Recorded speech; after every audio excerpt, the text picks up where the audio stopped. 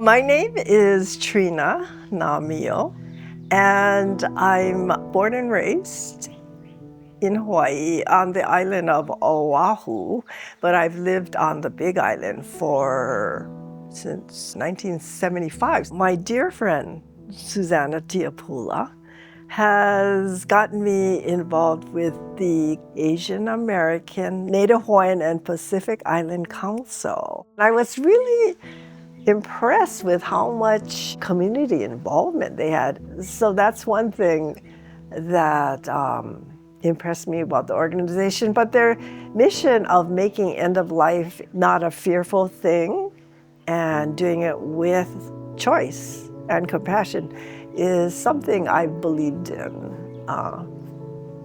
for a long time. I value their mission and how they go about it, which is a strong involvement in the communities that they're in.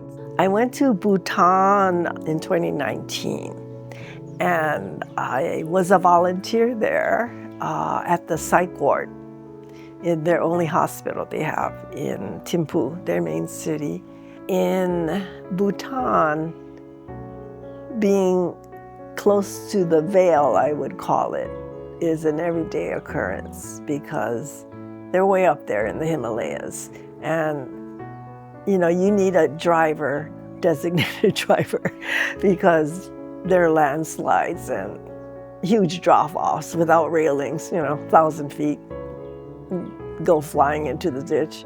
You experience this, this thin veil between our reality and the other reality. And I appreciate that because some of the most impactful experiences I've had, I would say, are unseen. I think I fear suffering, but to me, death should be a natural part of the life cycle. And I was at both of my parents' deaths. Both my parents they're very typically Asian. They did not want to impose on anyone. So both of them basically just dropped dead. They were around, like my dad was around for 2 days. He was in a coma for 2 days. And I sat with him, so I kind of had that closure of being with him. And at one point, he sat up and he said, "I want to go home." Sat back down, and I figured, okay, he's ready to go. So it was those experiences. My mother, again, same thing.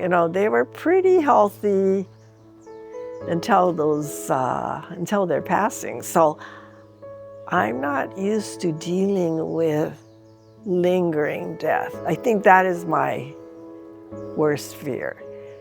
And like I said, they lived, we're not imposing on anybody, and that's the way they died. And so I feel like, kind of people die in character.